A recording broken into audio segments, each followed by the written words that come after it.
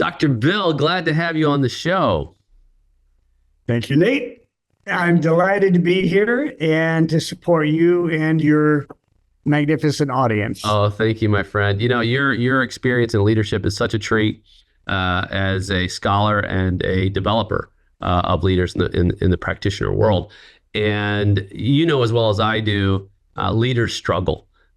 We struggle in many areas of leadership, and sometimes we don't want to show the struggle because we don't want to perhaps seem weak or ineffective. But the reality is that leaders need help too. We need help with many aspects of our leadership journey. And I think some of the things that we're going to talk about today are going to be so relevant and resonant with leaders as we progress on this conversation. And I'd really like to open it up with a question that leaders ask about their journey as a leader from what is considered to be a standard operating procedure of being transactional to perhaps being more in the spirit of humanity, being transformational. Yeah. Yeah. Tell me about some of the aspects that in this area of leadership where people struggle and perhaps ways that we can help them. Yeah, thank you for that, Nate. I spend a lot of time with leaders across industries, and one of the reasons that I'm engaged, fortunately, as a leadership expert, if you will, is because leaders today are still primarily operating out of if you will, a transactional mindset. They have been promoted into a place of authority and responsibility because they had a technical competency. They were very strong individual performers in whatever field that may have been. But they get promoted, and now they're responsible for people. And it has been my experience pretty consistently, while I'm delighted to have the promotion, but I really didn't understand what it would mean to lead people, to develop people, coach people. And quite frankly, I haven't been prepared for it. I haven't had the training to support me in it. And so there's a disconnect, and people with the responsibility to lead others are struggling because they don't know how to be vulnerable or to demonstrate empathy or to be patient, manage their own triggers, if you will. And that's all human-centered stuff that we have to come in contact with. Yeah. Indeed, it reminds me of, and you'll know, and perhaps even some of our listeners will know of the work of Dr. James McGregor Burns many years ago on leadership, who really put forth this idea of transforming and transformational leadership in the ether. We spend so much time on transactions, right? Carrots and sticks, and it's the easy way to say, hey, look, you perform this, and this is your tangible reward. And at some point in our development and our progress and our evolution in the leadership sphere, we began to recognize that there's so much we're leaving on the table in terms of how we interact with between the leader and the follower relationship that has massive impact in performance, in meaning making, in creating a better holistic environment where people can truly thrive. But it takes work. It takes work. It takes work. The other factor or factors related to that, I think, is leaders today don't understand that the people who work for us are looking for more than just a paycheck. They want a job and a role that is centered in their larger purpose, that is managing life and work so I can attend to, love my family, so I can make a difference in the community, So we're looking for that more internally now. And leaders aren't fully appreciating that yet. So they're missing an opportunity to build relationships, understand that it's those relationships that actually lead to results. Yeah. Yeah. Yeah.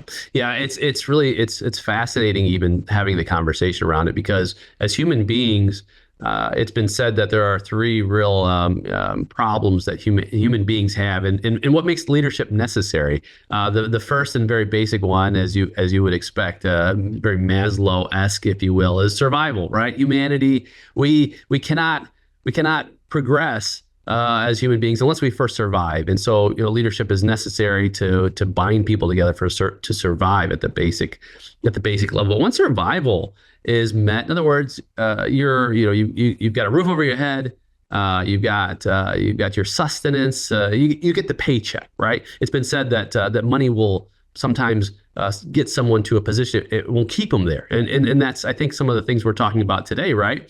And because the second part of this evolution of the human condition and our needs and what makes leadership necessary is meaning making, is where's my place in this world, where is my value in this world, and when once money's off the table, that becomes a really relevant question that leaders, we have to really address that question to serve effectively, bring people into the fold of understanding why we're doing what we're doing, the mission, the vision, the values. And you mentioned the job. I've heard it said like this: there's really three different kinds of employment, if you will. There's the job, and people say that it stands for just over broke, right? JOB. And then Yeah, that's good. and then the second level is the career. And of course, a career is better than a job, but careers change. But then the third level, and I think that this is a level where, as leaders, we can really start to focus on our contribution, our self-awareness, our understanding of how, again, as you had stated, that we can develop greater transparency and vulnerability and really commitment to the growth through relationships of individuals. The third layer is the calling. And that's a layer that it goes far beyond a job or a career. A calling is when it's in your spirit that this is what I'm designed for, this purpose, the why, the deepest sense of why in my life. And when we can make that connection or help others to make that connection in shared purpose, I mean, that's magical. And it's inspirational, and it's spiritual, and it is meaningful. And I think a lot of people do struggle internally. They're trying to understand their place. They want to better connect with their purpose. And our job as leaders is to know that is really important for people, even though the person may not be there yet. So our job is to help them value it, to find it, to call it forth. And I think we do that when we are respectful of others, when we recognize and affirm what they're bringing to the table. So why their role is important, why their particular skill sets or qualities make a difference on this team, in this organization, at this time. So part of that purpose is going to come from my willingness as a leader to validate them, to affirm them, to develop them, and to help them find and celebrate that calling, which in many ways is also a vocation. So we're moving from a profession to, this is my vocation. This is the way I contribute to life, to family, to the world. And I think to people in particular who feel less than fortunate, who have some hardships that maybe we can't always identify with. Mm-hmm. You mentioned something that is really that really was, I thought, very important in this journey of discovery. I believe that leadership involves a minimum of three domains: really, discovery as leaders, influence, and then achievement. At least effective leadership are achievers, right? And it all revolves around shared purpose. But in this discovery process, you even said something that's really poignant, and that is helping the follower to find the calling. Sometimes they don't know. They don't. Life can be hazy, and I think part of leadership, at least the strength of leadership, is providing clarity through a cloudy world, providing clarity through ambiguity, and helping others to perhaps reframe and see that they are valuable, they are worthy, they can walk in dignity and strength in this calling. And then, as you rightly said, I love how you frame this, and then celebrate the victories in that calling. And I believe celebration isn't a one and done. I believe celebration is ongoing.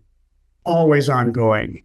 And I know we'll get to this eventually, and I don't mean to sound self-serving, but when I authored my book 6 months ago, it is called Optimizing Self, a guided workbook to elevate your impact as a leader.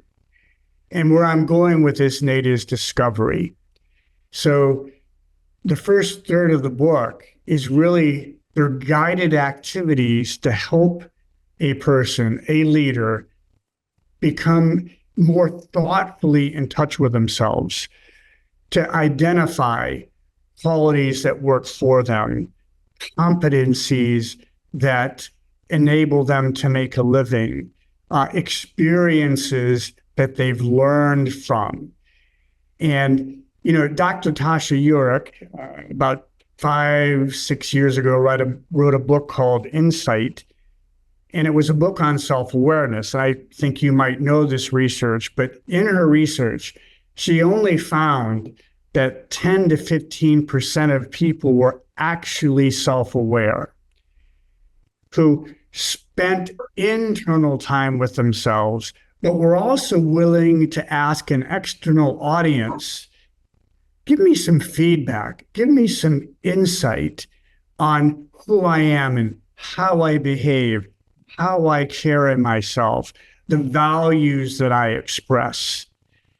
And that all contributes to this larger sense of discovery, but also worth. Because everybody has an innate goodness and dignity that can never be taken away, ever, by anyone, for any reason. Come on, man. That's where it's at. I love it. Yes. And it's a good transition to move into this space of self-awareness. Of course, we're talking about different aspects of emotional intelligence. We know it's one of the pillars, at least in Goleman's work on emotional. Oh, yeah, absolutely. And we cannot understate the immense value, at least on a foundational level, of self-awareness as a leader. Let's unpack that a little bit. Okay. I'm going to use, I'm going to use an example here. And again, I'm a big proponent of, if you want to be self-aware, it's internal work and it's external input. So about 12 years ago, I went through a formal 360 feedback review process. So for listeners who may not know, that means I'm seeking feedback from my direct reports, from my peers, from my manager, and from a representative sample of colleagues and leaders. For me, I had about 30 people involved in this. It's a rich experience. I'd highly encourage it. But when I got my 360 feedback, I was highly validated for Bill Dickinson can sell a product. He has powerful, meaningful relationships with external clients. He knows the purpose of our work and ministry. However, I also heard from people I had a tone and a demeanor that could be off-putting.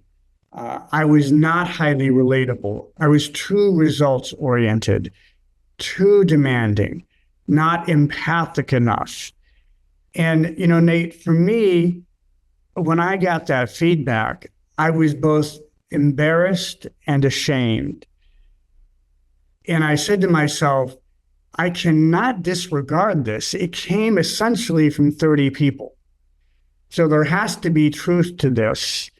So I engaged an executive coach to help me look at that data and make a stronger commitment to my own self-awareness, really my blind spots, and what I would need to do to manage behaviors that worked against me.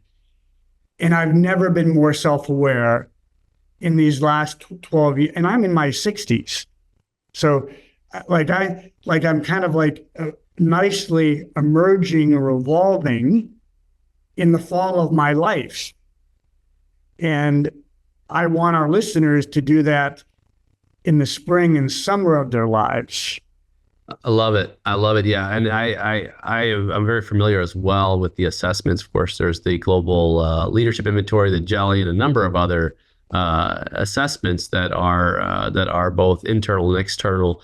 And as you said, I mean, they require a great deal of vulnerability, transparency, humility. Look, none of us have arrived. Now, there's always room. There's always opportunity to grow. However, we won't know what our blind spots are until they come under the light through the I don't even want to call it scrutiny, through the assessment or the evaluation of others who we value their contribution to our growth. Because if we allow others to contribute to our growth as a leader through self-awareness, we can in turn do the same for others. Oh yeah, exponentially. And I will say to the folks that I am responsible for developing as leaders, more fully authentic leaders, I'll say to them, listen, your audience already has assessed you. They already think and feel things about you. So why not try to seek to understand it? Because they're thinking it and they're already reacting to you favorably, neutrally, or unfavorably. So, you don't want to be in the dark. That's right. It may be a little hard to hear at first, but boy, it invites you to a place where you have to understand I don't have to be perfect. I can be me. But I'm more fully informed me. I want to know. If people are thinking it, I want to know it. Yeah. And there's and some of the things, and we'll have both your book and some of these assessments, surveys in the show notes as well for our listener. Some of the things we already know, as we're becoming more self-aware, in terms of some of the feedback and the responses we get. Some of it's affirmation or validating some aspects of our leadership. Some of it is something. Some of it could be some things that weren't on our radar. Right. At the end of the day, it's data, and as leaders, and you know this, Bill, just as well as anyone else, we can't manage what we can't measure. And so this data helps us to measure various aspects of our leadership effectiveness so that we can continue to grow as leaders. And so inviting that conversation, inviting open responses and saying, thank you so much for pouring into me as a leader, because the more I know about how I can lead more effectively, the more I can continue to move into that space. Right. And the other thing, and emotions are data. So in the workplace, we're kind of a little fearful of dealing with emotions in the workplace, either our own and particularly our people's. But I say to leaders, you want to know how people are feeling because it's data. So if you don't know that a direct report is struggling in their relationship and it's taking a toll on him or her, okay, you're not going to be able to help them lead and manage through that in a way where they feel safe and they can still contribute in their work. If I don't know it, I can't support them in it. I'm going to question them about it. So I need the data of emotion as well, even though it may be scary for me to go there. I'm going there because I care and I want that person to succeed, both at home and at work. So it is important data to have. Yeah, and I'm glad you brought that up, because we can tend as leaders to not want to go into the emotional zone, because for us it's unpredictable, and it can be harmful. However, even caring is an emotion. And so, happiness is an emotion, fear is an emotion. These are all emotions that I think that the more we understand and understand how people feel in the workplace, and not just in the workplace, as leadership, in our homes, in our families, with our children and our spouses, our communities. Gosh, just recently, just before the our time together, we had a former president who had an assassination attempt. There's a lot of feeling around that in leadership, and I think the ability to healthily express our emotions is also part of the emotional intelligence realm. And I think that we should invite a healthy emotional response. And absolutely, a skill that we want to develop and evolve in is emotional intelligence. So emotional intelligence, as you know, is our own ability to understand what's going on inside and why. And I'm going to now choose to manage it, particularly if it's an unattractive behavior. Okay. But it's also, I have to be willing to understand how you and my team are feeling and why, and what I'm going to do to help them manage through that. So my point is, some people, actually one of three of us are really emotionally intelligent. That means 2 out of 3 of us have some work to do. That's okay. It just means make a commitment to understand and to develop that skill set. That skill set is transferable from the workplace to home, from home to the workplace. And it makes us just a better leader, as well as a healthier self-respect. Yeah, absolutely. And even having a greater awareness of the different levers of emotional intelligence. We've been talking a lot about self-awareness. Of course, there's self-regulation, there's motivation, there's empathy. You've talked a little bit about empathy, social skills. These are all within the realm of emotional intelligence. And the more we can understand, the more we can reflect and assess, where am I at in my own self-regulation, right? How well do I regulate my mood, my behavior, my attitude, my motivations? Do I truly seek to empathize and understand where someone's position is currently before I make an assessment, or before I move forward and try to make a change? How do I interact with people on a social level? All of these are areas that can help us to be a more refined and more effective leader. Yeah, and there are a number of, like, minimally you can Google best practices associated with emotional intelligence, or what is emotional intelligence, and all kinds of good articles are going to come up. Daniel Goleman, of course, and you mentioned him. He's kind of the Pioneer.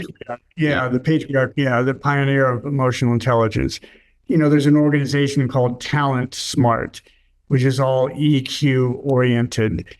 if one of our listeners could ever engage in an assessment around emotional intelligence, I'd encourage them to do that. And frequently, their company will offer it. You could go online and get it. You probably want to work with somebody on it, but it is a learnable, developable skill.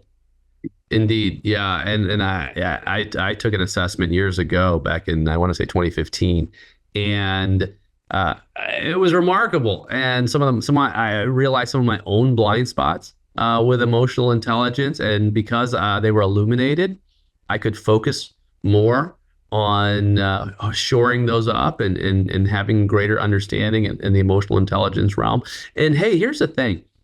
We, you, we may not be in a position today where we're high in one area. That's an opportunity. I had a massive problem in my teens and in my younger years with empathy, Bill. I was not an empathetic person at all, and Wow.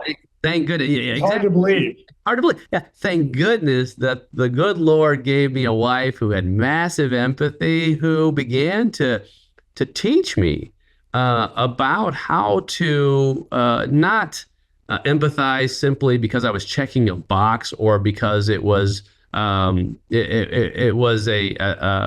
something that I did out of duty, but to truly step into someone's situation and allow myself to have the kind of vulnerability in my heart to walk a mile in those shoes and just spend some time in that space. It takes a tremendous amount of vulnerability to do that. And so the good news is anyone can. It's as you mentioned, it's a skill that's learned.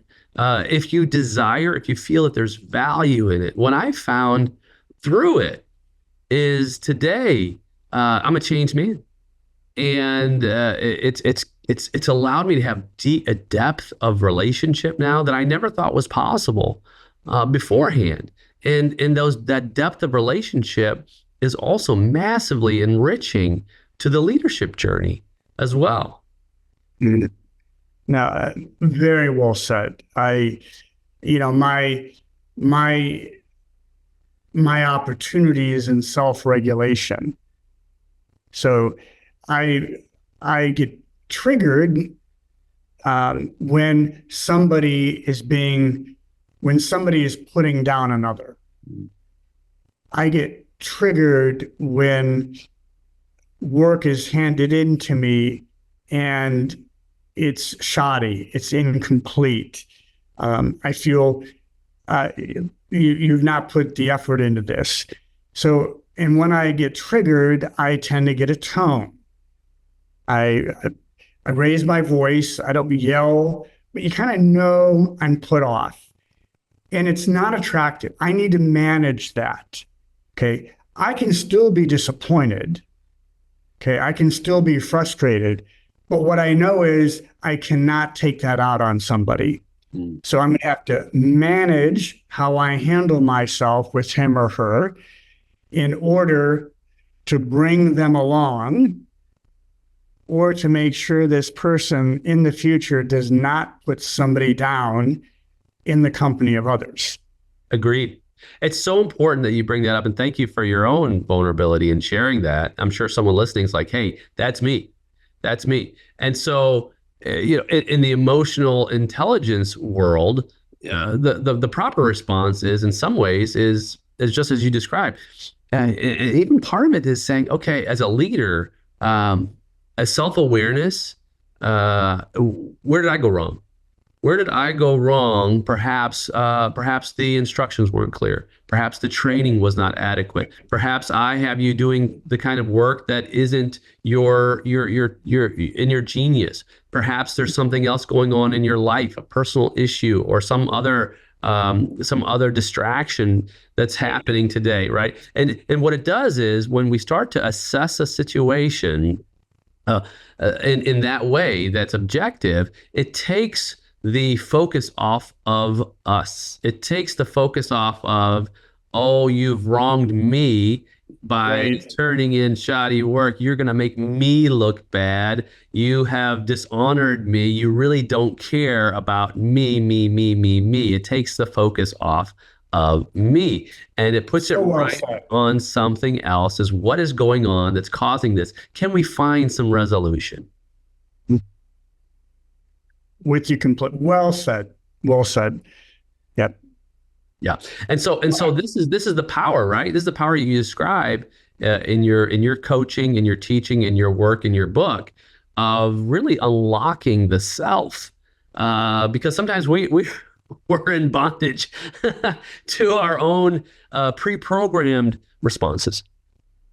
And I think at times too, we might feel that it is selfish to spend time with ourselves uh, because of the obligations we have to kids and to family and to community involvement. But we really we're at our best when we can sit down, spend some time with ourselves, be honest with ourselves, proud of ourselves.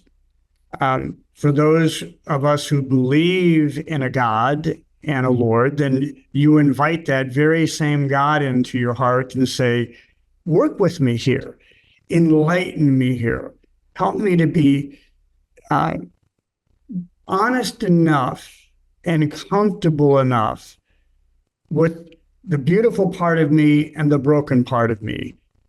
But Lord, shed some light. Shed some light. Beautiful. It's a wonderful starting place. That quiet time of introspection, that quiet time of reflection, and also having in that time just the hope and the vision that we will begin to uncover our greatest strengths, if you will, in this space, especially with the resources that are provided to us. I love that you wrote such an impactful and timely book in this space to help leaders in this way in that journey. We all need the help. I will ask you this, Bill, as we begin to work toward our closing of our time together on this episode. One day, you will have the time to reflect on all that you've done, all the people who you've impacted on that we call that great summit, if you will, of life as you look back. If you were to look back and see all those things and all those things that you had done to help others, what is one thing that you would like others to have said about you? Wow, is that a deep question?